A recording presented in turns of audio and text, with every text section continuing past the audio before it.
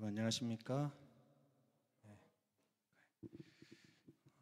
아름다운 찬양을 불러주신 우리 찬양사역팀 프레이즈톤에게 감사드립니다.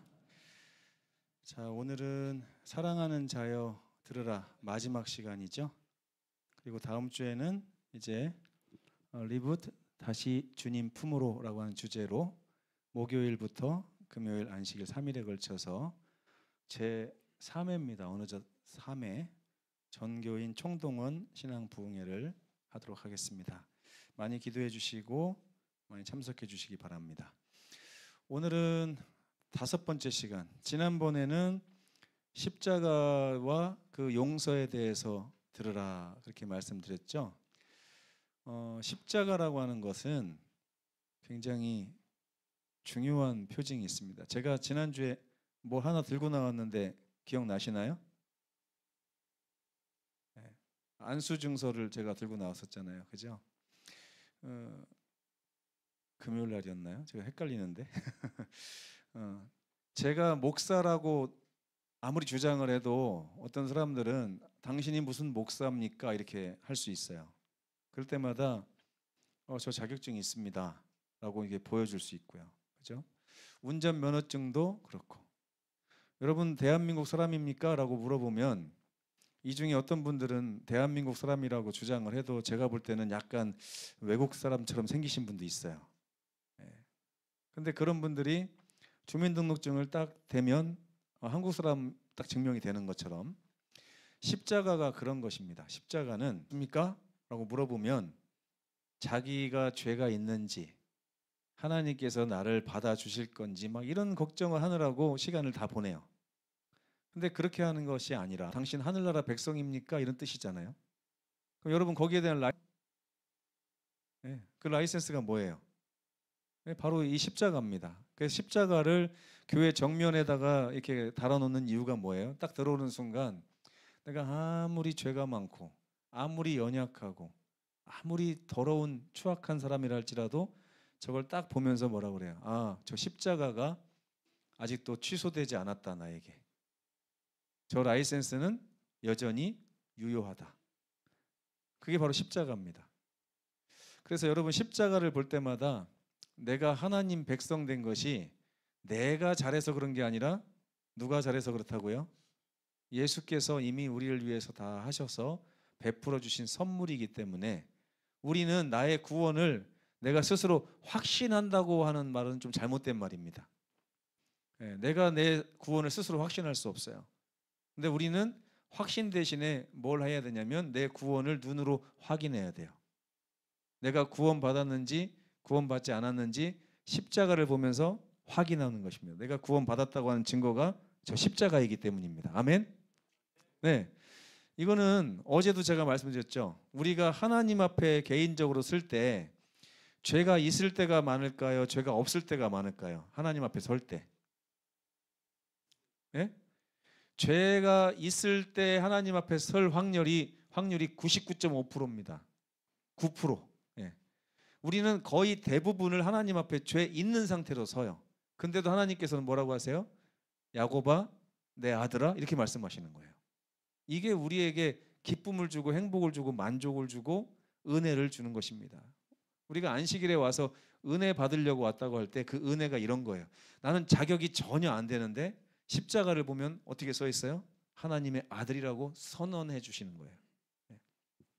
그게 바로 지난주에 우리가 배웠던 십자가의 용서에 대한 말씀이었습니다. 오늘은 성령에 대한 말씀을 함께 나눠보겠습니다. 사도행전 2장 30절 이후에 보면 이스라엘 백성들이 예수님을 십자가에 못 박았던 사람들이 3,000명이나 침례를 받습니다. 근데 그 일이 어떻게 일어났냐면 예수님이 십자가에 달려 돌아가시고 50일째 되는 날에 다락방에서 성령을 받았어요. 많은 사람들이 성령을 받고 막 설교를 하다 보니까 사람들이 뭐 이런 설교가 다 있냐, 말은 한 사람이 하는데 듣기로는 여러 나라 사람들이 다 자기 나라 말로 알아듣는 거예요. 그러니까 막 이상하게 여기니까 베드로가 나타나서 설교를 했죠. 예루살렘 사람들아, 이걸 이상하게 여기지 말아라. 하나님께서 약속하신 그 성령, 그 성령을 우리가 받았고, 그리고 하나님께서 말씀하신 메시아이신 예수께서 우리에게 임하셨다고 하는 증거가 바로 이거다 하면서 설명을 했어요. 그러면서 너희는 그 메시아를 십자가에 못 박으라고 해서 죽였지만 오히려 너희가 죽인 그 예수님을 하나님께서는 너희를 구원하실 수 있는 구속주로 삼으신 것이다 라고 얘기를 한 거예요. 이게 굉장히 감동적인 이야기거든요. 그러자 그들이 이 말을 듣고 마음에 찔렸습니다. 그리고 베드로와 다른 사도들에게 이렇게 물어보죠. 형제들아, 이 기막힌 일을 어쩌면 좋단 말이냐, 우리가 어떻게 하면 좋겠느냐 그랬더니 베드로가 말합니다. 너희가 회개하여 각각 예수 그리스도의 이름으로 침례를 받고 죄사함을 받으라. 받으라고 합니다. 뭘 받으래요? 침례 좀 받고 또 하나님의 용서도 받아야 된다. 그리고 여기 회개도 사실은 선물이에요. 하나님이 주시는 선물. 회개는 하나님께 마음이 감동된 사람들이 하나님께 돌아서는 걸 회개라고 합니다. 근데 하나님께 마음이 감동되는 이유는 왜일까요? 하나님이 우리에게 값없는 용서를 베풀어 주시기 때문에 그렇습니다. 그럼 여기서 제가 문제를 하나 드릴게요. 용서가 먼저일까요? 회개가 먼저일까요? 회개를 우리가 하나님께 하면 하나님이 용서를 주시겠습니까? 아니면 하나님이 값없이 주신 용서를 받고 나니까 하나님께 마음이 돌아설까요?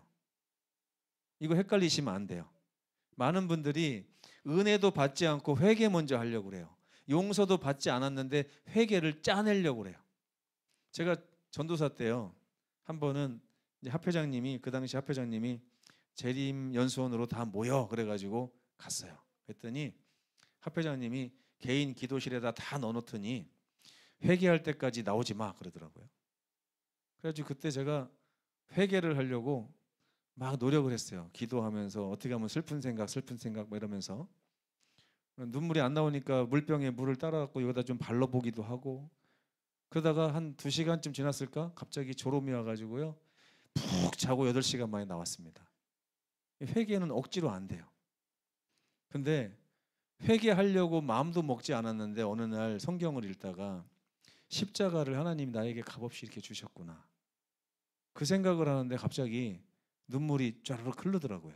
너무 감사해가지고. 그게 바로 회개입니다. 하나님께서 주시는 걸 받아야만 회개가 나오는 거지, 회개를 해야만 하나님이 막 구원 주시는 거 아닙니다. 그러니까 회개하려고 너무 노력하지 마세요. 회개는 저절로 되는 것입니다. 선물이기 때문에. 이렇게 회개의 선물, 지금 이 사람들이 이미 마음에 찔려 왔잖아요. 그죠? 왜 찔렸냐면 우리는 예수님을 못 박았는데 하나님께서는 우리가 못 박은 그 예수님을 다시 세우셔서 우리를 구원하실 수 있는 구속주로 삼으셨기 때문에 마음에 찔린 거예요. 너무 감동을 받은 거예요. 이미 회개가 온 것입니다. 그 회개가 온 사람들에게 베드로가 뭐라고 얘기해요? 예수님 이름으로 이제 침례 받아라. 침례 받으면 너희는 하나님의 아들이라고 하는 증거가 바로 이것이다. 그런 다음에 하나님께서 주시는 십자가의 죄사함을 너희 것으로 삼으라는 거예요. 근데 그러고 나면 또 선물을 주신답니다. 그 선물이 무슨 선물이에요? 성령의 선물. 오늘 이 성령의 선물에 대해서 함께 배울 것입니다. 예수님께서 사도행전 1장 4절 5절에 이렇게 말씀하셨어요. 한번 읽어보겠습니다. 시작. 사도와 함께 모이사 그들에게 분부하여 이르시되 예루살렘을 떠나지 말고 내게서 들은 바 아버지께서 약속하신 것을 기다리라. 요한은 물로 침례를 베풀었으나 너희는 몇 날이 못되어 성령으로 침례를 받으리라. 침례가 2번 받아야 되는 거예요. 여러분 지금 침례 2번 받으셨습니까? 물로 침례 받으신 분도 있고 이제 물로 침례 받으실 분도 있으세요. 근데 거기서 끝나면 안 돼요. 2번째 침례가 기다리고 있는데 이 말씀은 요한복음 3장에 예수님께서 니고데모를 만나셨을 때 이미 하신 말씀입니다. 사람이 거듭나려면 말씀하시죠. 예수께서 대답하시되 진실로 진실로 내게 이르노니 사람이 물과 그리고 성령으로 나지 아니하면 하나님 나라에 들어갈 수 없느니라. 굉장히 어려운 말처럼 들리죠? 근데 이것이 아까 보시면 사도행전에 물의 침례와 성령의 침례를 얘기하고 있다는 것을 아실 겁니다. 왜 물의 침례와 성령의 침례를 받으라고 하셨을까요? 혹시 궁금해 보신 적 없으신가요?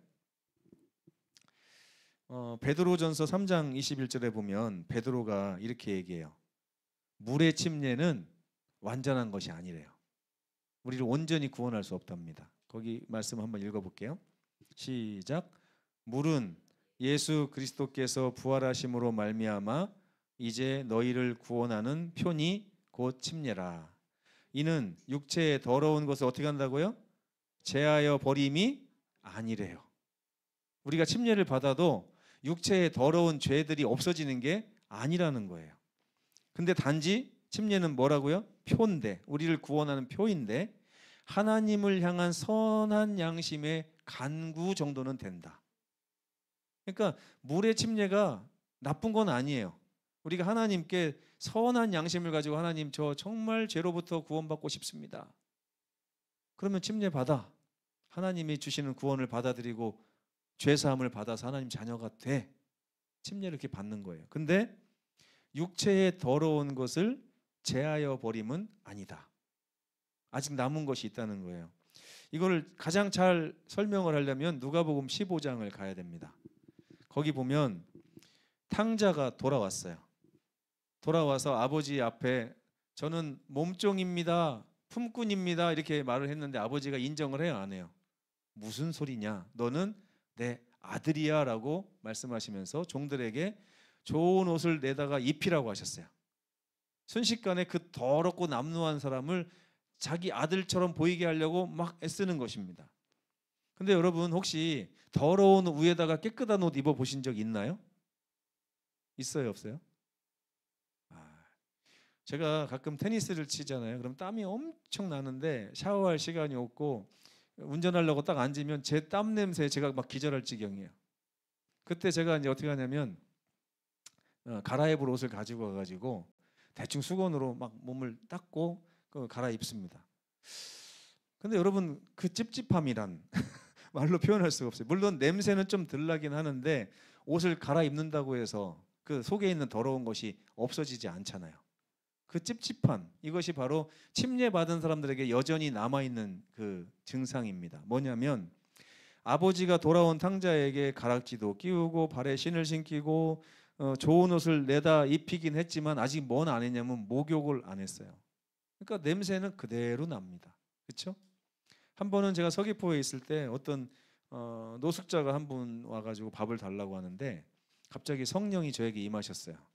그래서 너무 그 사람이 불쌍하게 보이기 시작해가지고 밥만 줘서 되겠는가 그래가지고 갑자기 홈플러스에 가갖고 옷을 한 20만 원치 사다가 그분에게 이제 사우나 가서 좀 씻기고 그 다음에 옷을 입힌 다음에 밥만 도와줄 게 아니라 내가 당신 살게 좀 도와주겠다. 그래서 직장을 원하면 얘기해라. 뭐 살 집이 없으면 방도 얻어주겠다. 뭐 이렇게 해가지고 했거든요. 한 50만 원 정도를 이제 쓴 것 같아요. 그때 옆에서 막 난리가 났어요. 제가 성령 받은 줄도 모르고 그 돈을 막 썼다고 막 옆에서 막 그러더라고요. 근데 뭐 나중에 그 돈은 하나님이 다 알아서 채워주십니다. 저는 한 번도 손해본 적이 없어요. 하나님 사업하면서. 근데 이분이 목욕을 하고 옷을 갈아입혔는데도요. 교회 이제 예의상 교회를 또 참석을 했어요. 그랬더니 그쪽이 폭탄 맞은 것처럼 주변에 성도들이 아무도 없어요. 냄새 난다고 다 옆으로 간 거예요. 이게 없어지질 않아요. 없어지질 않아. 근데 하나님께서 우리를 십자가로 의롭다 칭하신 다음에 하나님 전에 갖다 놔도 우리에게 있는 죄의 흔적은 여전히 남아 있는 것입니다. 이겨낼 수가 없어요. 그래서 하나님께서는 또 다른 문제에 직면하게 되신 거죠. 어떤 거? 우리를 하나님의 아들 삼으셨지만 여전히 죄에 익숙하고 죄에 얼룩지고 죄의 냄새가 나는 사람들. 그래서 하나님이 또 다른 선물을 준비하신 게 누구실까요? 성령이십니다. 성령이 하시는 역할이 뭘까요? 우리의 속사람을 씻어주는 역할을 하시는 분이 성령이십니다. 그래서 사도 바울이 이런 말을 했어요. 너희의 겉사람은 날마다 후패하나 너희 속사람은 성령으로 말미암아 날마다 새로워지도다. 이런 말씀 들어보셨죠? 성령이 하시는 진정한 사역이 뭐냐면 우리의 속사람을 깨끗하게 하시는 일입니다. 베드로전서 1장 14절에 보면요, 너희가 순종하는 자식처럼 전에 알지 못할 때에 따르던 너희 사욕을 본받지 말고 오직 너희를 부르신 거룩한 이처럼 너희도 모든 행실에 깨끗한 자가 되라, 이렇게 말씀하셨어요. 이제 하나님 품에 온 사람들은 깨끗함을 입고 깨끗하게 살아야 되는데 잘 돼요, 안 돼요? 여러분 늑대 소년 이야기 아시죠? 비행기 추락해서 혼자 늑대들이 막 키워져가지고 아이가 있는데 나중에 부자 할아버지가 찾아갖고 집에 데리고 왔는데 숟가락질 할 줄도 모르고요. 일어나서 두 발로 걷는 게 아니라 네 발로 걷고 손으로 음식을 막 먹고 씻지도 않고 사람 말을 못하고 워워워 대고 가르칠 게 한두 개입니까? 근데 그렇다고 해서 할아버지가 너 사람 아니구나 그러면서 내보냈을까요? 어떻게 했어요? 좋은 가정교사를 데려다가 계속 가르치는 것입니다. 어떻게 살으라고요? 너는 원래 늑대가 아니야. 사람이기 때문에 사람처럼 사는 걸 배워야 돼 하고 교사를 통해서 막 가르쳐 주는, 그게 바로 성령이에요. 성령께서 우리에게 교사가 되시는 거예요. 우리가 하나님의 거룩한 자손처럼 자녀처럼 살 수 있도록 도우시는 분이 성령이십니다. 근데 여러분, 우리가 할아버지 집에 가가지고 3개월 동안 숟가락질을 못 배웠다고 해도 우리 잘못일까요? 할아버지 잘못일까요? 할아버지 잘못이에요. 맞죠? 그러니까 여러분들이 죄를 범할 때 왜 로마서 8장에 보면 정죄함이 없다고 했냐면 우리가 하나님 품으로 회복된 순간부터 우리의 모든 죄된 문제에 대한 책임은 하나님께 가 있습니다. 왜? 늑대 소년을 집에다 데려다 놨으면 사람답게 살 수 있게 해주는 것도 할아버지의 몫이잖아요. 그렇죠? 근데 그거를 못했다고 이 소년을 다시 쫓아내는 할아버지는 아무도 없어요. 그래서 로마서 8장에 보면 누구든지 그리스도 예수 안에 있는 자에게는 결코 정죄함이라는 게 없다. 왜? 우리 책임이 아니에요. 그때부터는 하나님 책임이 되기 때문입니다. 그러니까 베드로서에 보면 하나님께서는 우리를 부르시고 거룩하고 깨끗한 삶을 살아야 된다고 말씀하시는 거, 이거 잘못된 말이에요? 맞는 말이에요? 맞는 말이죠. 우리가 하나님 자녀로 살아야 되니까. 그런데 4장 2절에 보면 다시 사람의 정욕을 따르지 말고 하나님의 뜻을 따라 육체의 남은 때를 살게 하기 위해서 너희를 부르셨다. 이 말씀 제가 예전에 오해하고 읽었거든요. 다시는 사람의 정욕을 따르지 말고 하나님 뜻을 따라서 살아야 돼, 이렇게 들었어요. 근데 그 말씀이 아니라 이렇게 하나님의 뜻을 따라서 육체의 남은 때를 사람답게 하나님 자녀답게 살게 하기 위해서 하나님이 부르셨다는 뜻입니다. 우리한테 뭐 하라는 게 아니에요. 이걸 잘못 이해하면 견고한 토대에 가셔야 됩니다. 그리고 또 이런 말씀을 하시 2장 2절에 보면 갓난 아이들 같이 순전하고 신령한 하늘의 젖을 사모해라. 이는 그로 말미암아 너희로 구원에 이르도록 자라게 하려 함이다. 하나님께서는 우리를 회복시키신 다음에 계속 자라나게 하실 목적도 가지고 계십니다. 그래서 우리가 어른이 되라 이런 요청을 받는 게 아니에요. 갓난 아이들처럼 배고픈 젖을 사모해라. 그러면 하나님이 다 주실 것이다 라고 하는 그런 말씀이 숨어 있는 것입니다. 그래서 사도 바울이 로마서 6장부터 계속 고민합니다. 너희가 죄의 종이 되었을 때에는 의에 대하여 자유로웠지. 너희가 그때 무슨 열매를 얻었는지 생각해봐. 그러나 이제는 너희가 그 일을 부끄러워하게 됐어. 이 늑대 소년이 나중에 양복도 잘 갖춰 입고 딱 앉아서 숟가락으로 갖다 식사하고 두 발로 걸어다니고 하면서 예전에 찍은 할아버지가 찍은 사진을 이렇게 보는 거예요. 손으로 막 음식을 먹는 모습, 팬티를 입히려고 해도 입기 싫다고 계속 찢어버리던 모습, 옷을 입혀놓으면 또 가서 발랑 벗고 막 돌아다니는 모습, 사람 말을 아야 어야 가르쳐주면 와와와 하고 그런 모습을 이렇게 볼 때마다 이 늑대 소년이 나중에 어떤 감정을 느낄까요? 부끄러움을 느끼는 거예요. 내가 옛날에 저랬구나 그러면서. 그러나 이제는 너희가 죄로부터 해방되고 하나님께 종이 되어 거룩함에 이르는 열매를 얻었으니 이제는 영생하기 적합한 사람으로 자라나고 있으니 얼마나 좋으냐라고 말씀하시고 있는데, 이 역할을 누가 하신다고요? 성령께서 해주시는 역할이에요. 그러니까 예수님은 여러분의 더러움을 감춰주시는 역할을 십자가에서 하십니다. 하나님의 자녀라고 선언을 하시는 거예요. 근데 성령께서는 또 다른 보혜사로 오셔가지고 뭘 하시냐면 우리의 속사람, 더러운 속사람을 정화시키고 하나님 백성답게 거룩하게 만들어주시는 역할을 하십니다. 성령께서 필요하시죠? 네. 근데 성령은 두 번 오시거든요. 한 번은 이른비 성령으로 오시고 한 번은 늦은비 성령으로 오십니다. 이른비 성령은 우리가 매일매일 삶에서 경험하는 그런 성령이고, 늦은비 성령은 예수님의 재림 직전에 정말 우리를 통하여 하나님이 큰일 하실 때 내리십니다. 그러니까 지금 우리가 이른비 성령을 받을 때입니다. 이른비 성령을 막 받아야지 이게 아니에요. 그냥 성령께서 내 삶을 거룩하게 만들어 주시도록 늘 신령한 젖을 사모하고 성령님 저를 좀 변화시켜 주십시오 라고 기도하는 것입니다. 로마서 7장에 보면 그러므로 내가 한 법을 깨달았노니 선을 행하기 원하는 나에게 악이 함께 있는 것이로다. 숟가락질 하고 싶어 죽겠는데 손이 먼저 나가서 음식을 먹는 거예요. 그렇죠? 이게 아직 적응이 안 돼서 그렇습니다. 내 속사람으로는 하나님의 법을 즐거워하는데 내 지체 속에 또 다른 법이 있어서 내 마음하고 막 싸우더니 결국엔 누가 이겨요? 원래 가지고 있었던 내 본성이 나를 자꾸 이기는 거예요. 그러다 보면 내가 결국에는 죄를 행하는 사람이 될까요? 의를 행하는 사람이 될까요? 죄를 또 범하고 또 범하고 또 범하는 사람이 날마다 발견되는 거예요. 그때 누군가가 물어봅니다. 당신 구원 받았습니까? 그럼 뭐라고 대답해요? 입이 꿀먹은 벙어리가 돼요. 네. 저는 이거를요 50년을 지켜봤습니다. 재림교회 다니면서 우리 성도들이 늘 기쁨 가운데 있지 않고 늘 근심 가운데 있는 걸 봤어요. 왜냐하면 누군가가 당신 구원 받았습니까? 라고 물어볼까 봐. 그리고 그거를 누가 안 물어봐도 누가 자꾸 물어보냐면 사탄이가 맨날 마음속에서 물어봐요. 그럼 그때마다 마음에서 지는 거예요. 지니까 기쁨이 없죠. 그럼 안 교장님은 또 이 표정을 보면서 낙심해가지고 또 뭐라 그래요?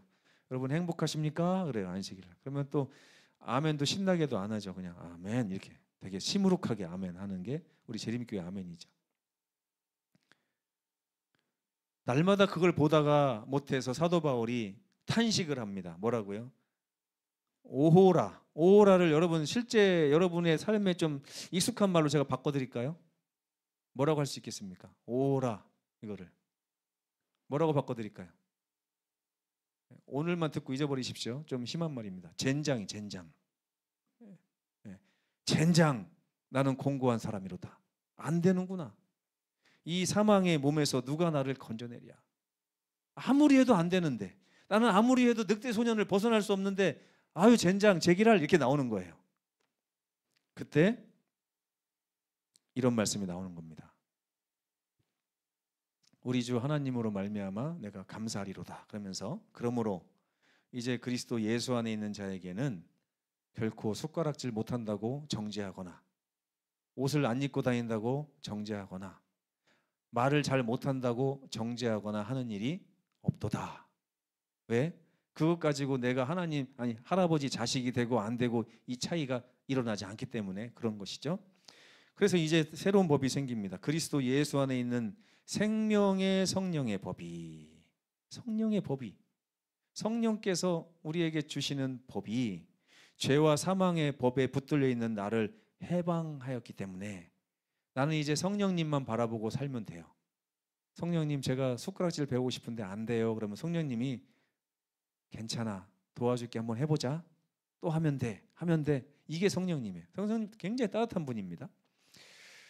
율법이 육신으로 말미암아 연약하여 할 수 없는 그것을 하나님이 하시나니 육신을 따르지 않고 그 영이신 성령을 따라서 행하는 우리에게 저절로 율법의 요구가 이루어지게 하시는 것이 하나님의 방법이라고 하는 것이고 성령의 선물이 하시는 일입니다.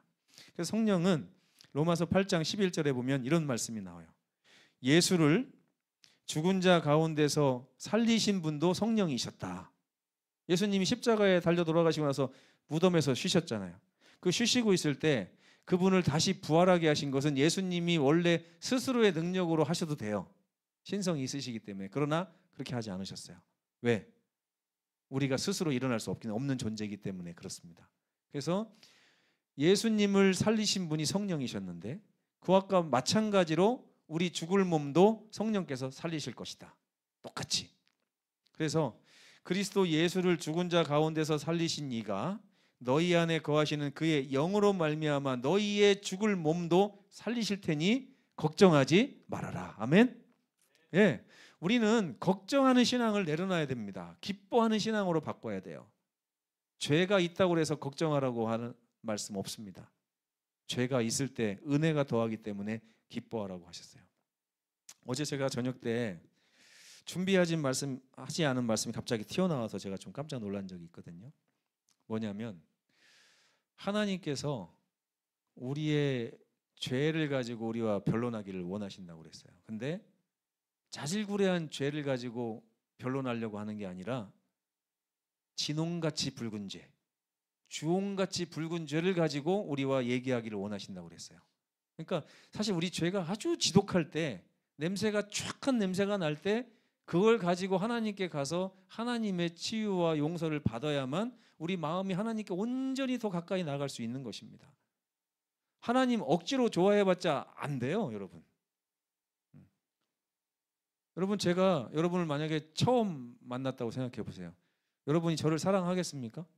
요즘엔 제가 아주 감사를 많이 합니다. 여러분들의 얼굴이 그냥 꿀이 뚝뚝 떨어져요. 저만 보면. 제가 느껴져요. 아, 여러분들이 저를 좋아하시는구나. 예. 제가 이걸 어떻게 알았는지 아세요? 다른 교회 가서 설교해봤거든요. 아무도 저를 안 쳐다보더라고요. 저건 여기 송정에서 설교할 때는 제가 설교를 되게 잘하는 것 같아요. 왜냐하면 여러분들이 눈이 똘망똘망히 저를 쳐다보거든요. 그러니까 제가 내가 설교를 잘하는구나. 근데 다른 교회 가보니까 아무도 저를 안 쳐다보더라고요. 저를 초면에 사랑하는 사람이 없어요. 하나님도 마찬가지입니다. 하나님이 나와 자꾸 변론하고 내 죄 문제를 씻어주시고 용서해주시고 이런 걸 자꾸 하면서 나도 모르게 하나님이 좋아지는 거예요. 하나님을 좋아하게 되면 그때부터 우리 신앙은 달라지게 돼 있습니다. 근데 하나님을 좋아하는 마음이 아직 안 생겼는데 자꾸만 나 신앙 열심히 해야지, 성경 열심히 봐야지, 기도 열심히 해야지, 아무 소용없어요. 해봤더니 그렇더라고요. 너희 안에 거하시는 그의 영으로 말미암아 너희 죽을 몸도 살리시려고 하나님께서 성령을 우리에게 선물로 주신답니다. 아멘. 성령께서 우리에게 오셔서 하시는 말씀이 있어요. 무릇 하나님의 영으로 인도함을 받는 사람은 곧 하나님의 아들인데요.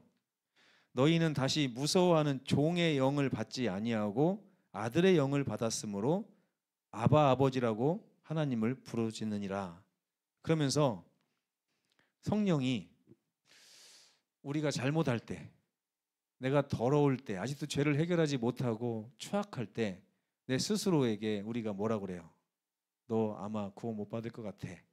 너 하나님이 너 싫어하실 것 같아 라고 할 때 성령께서 친히 우리의 마음속에 들어오셔서 우리의 영과 더불어 뭐라고 말씀하시냐면 우리가 이렇게 죄가 많고 추악하고 여전히 부족하다 할지라도 하나님의 자녀라는 것을 증언해 주신대요. 우리 마음속에. 너무 은혜스러운 말씀이죠. 네. 여러분이 죄 가운데 있다 할지라도 내가 내 죄 때문에 내가 과연 구원 얻을 수 있을까? 하늘에 들어갈 수 있을까? 내가 그동안 교회 너무 많이 빠졌는데 이제 한 달에 한 번밖에 못 나오는데 이렇게 하면서 마음에 갈등이 있을 때 그 연약한 마음에 성령이 오셔가지고 너 하나님의 아들이야. 내가 증언하는 것, 내가 증거해, 내가 증인이야 라고 말씀해 주신다는 것입니다. 성령이 얼마나 좋으신 분인지 아시겠죠? 성령이 또 좋은 일을 또 하시는데 로마서 8장 26절에 보면 이런 말씀이 있습니다. 이와 같이 성령도 우리의, 예수님이 그러셨던 것처럼 성령도 우리의 연약함을 도우신대요. 연약함을 도우시는 분이 성령이세요. 심지어 어느 정도까지 도우시냐? 아이고 나 기도도 못하는데, 이런 분 있죠. 우리는 마땅히 기도할 바를 알지 못하나 오직 성령이 말할 수 없는 탄식으로 우리를 대신하여 친히 하나님께 기도도 해주신답니다. 아멘. 네. 이렇게 하나님께서 다 해주시려고 성령을 선물로 주셨다고 하는 것이 사도행전 2장 36절 37절의 말씀입니다. 그래서 사도 바울은 이렇게 증언합니다. 더 이상 두려워하는 마음을 버리고 누가 우리를 그리스도에 주신 그 사랑에서 끊으리요. 환난이나 곤고나 박해나 기근이나 적신이나 위험이나 칼이냐. 이 모든 일에 우리를 목숨처럼 사랑하시는 이가 있으니 우리가 넉넉하게 다 이길 것이다. 아멘. 네, 우리는 이길 것입니다. 이기는 자들은 면류관을 선물로 주시겠다고 계시록에 약속하셨습니다. 그래서 우리가 이제 매일의 삶 가운데 여러분 아주 단순하게 신앙하시면 좋겠어요.